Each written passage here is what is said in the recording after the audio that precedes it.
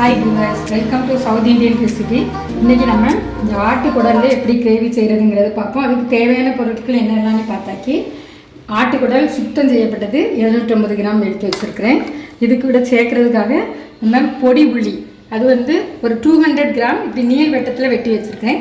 அப்புறம் 2 தக்காளி, மல்லி எத்தலை கொஞ்சம், அப்புறம் வந்து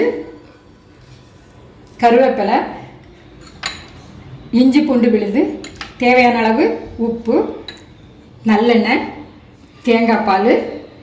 திரும்ப நம்ம மசாலா அரைக்கிறதுக்காக 15 to 20 வத்தல், 2 டேபிள் ஸ்பூன் மல்லி, அரை டீஸ்பூன் நல்ல மிளகு, 1 டேபிள் ஸ்பூன் பெருஞ்சீரகம், 1 டீஸ்பூன் சின்ன ஜீரகம், கொஞ்சமாக மஞ்சப்பொடி. நம்ம இனி இதை எப்படி செய்யலாங்கிறத பற்றி பார்ப்போம்.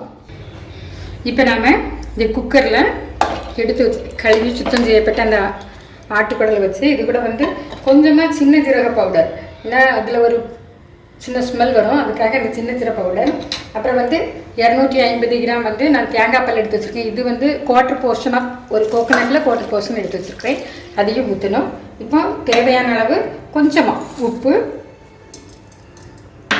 கொஞ்சமாக மஞ்சப்பொடி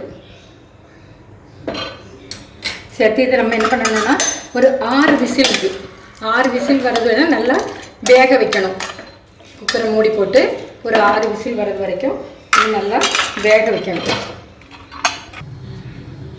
இந்த குடல் அவிறதுக்கு முன்னால் ஒரு கடாயை அடுப்பில் வச்சு இந்த எடுத்து வச்சுருக்க மசாலாகளை நம்ம ஸ்லைட்டாக வறுத்து எடுத்துருவோம். டீப் ஃப்ரை வேண்டாம், ஒரு ஆஃப் ஃப்ரை வறுத்து நம்ம வந்து மிக்ஸியில் போட்டு நல்லா நைஸாக பொடி பண்ணி எடுத்துடுவோம். இப்போ குடல் நல்லா அவிஞ்சிட்டு இனி நம்ம வந்து அதை எப்படி கிரேவி பண்ணலாங்கிறத பார்ப்போம். ஸ்டவ் ஆன் பண்ணிக்குவோம். 2 டேபிள் ஸ்பூன் நல்லெண்ணெய் எடுத்து வச்சுருக்கேன். இந்த நல்லெண்ணெயை இந்த சட்டியில் வச்சு சூடாக்குவோம்.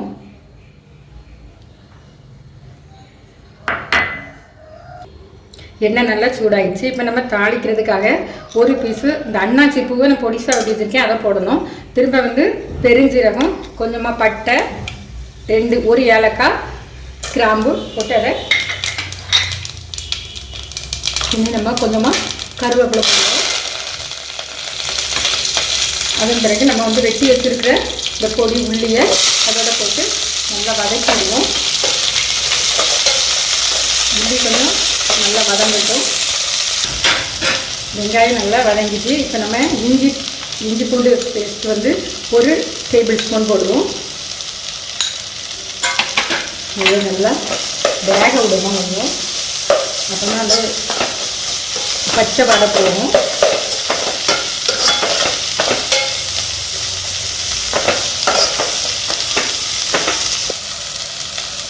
இஞ்சி பூண்டு பேஸ்ட் வந்து நல்லா வெந்துடுச்சு. இனி இப்போ நம்ம 2 தக்காளி அரைச்சி வச்சுருக்கோம்ல, அதை இதோட ஆட் பண்ணுவோம். அப்புறம் தக்காளியை கொஞ்சம் நல்லா வேக விடுவோம்.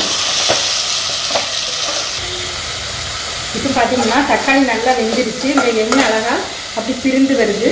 இதில் வந்து நம்ம அரைச்சி வச்சுருக்கிற இந்த மசாலையை இதோட போட்டு கொஞ்சம் வேக விடுவோம்.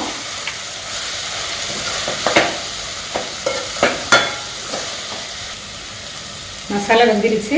இப்போ நம்ம வேக வச்ச இந்த குடலை இதோட வச்சு நல்லா கிளறி விடுவோம். இது கொஞ்சம் நல்லா வெந்து வரும்போது தண்ணி போதுமானதாக இருக்கும். இந்த தண்ணி இதோட நம்ம வந்து ஆட் பண்ண தேவையில்லை. இதில் வந்து நமக்கு தேவையான அளவு உப்பு போடுவோம். ஏற்கனவே குடல் அவியும் போது கொஞ்சம் உப்பு போட்டிருக்கோம். இப்போ இனி கொஞ்சம் நமக்கு தேவைக்கேற்ப உப்பு ஆட் பண்ணிக்கலாம். இனி ஒரு சிம்மில் வச்சுட்டு ஒரு 10 மினிட்ஸ் மூடி போட்டுடலாம். இப்போ பார்த்தீங்கன்னா கிரேவி வந்து ரெடி ஆகிடுச்சு. இது கூட நம்ம வந்து எடுத்து வச்சுருக்கோம்ல மல்லி இலை, ஒரு கைப்பிடி அளவு, அதை இதோட மிக்ஸ் பண்ணணும். இனி ரெடி டு சர்வ்.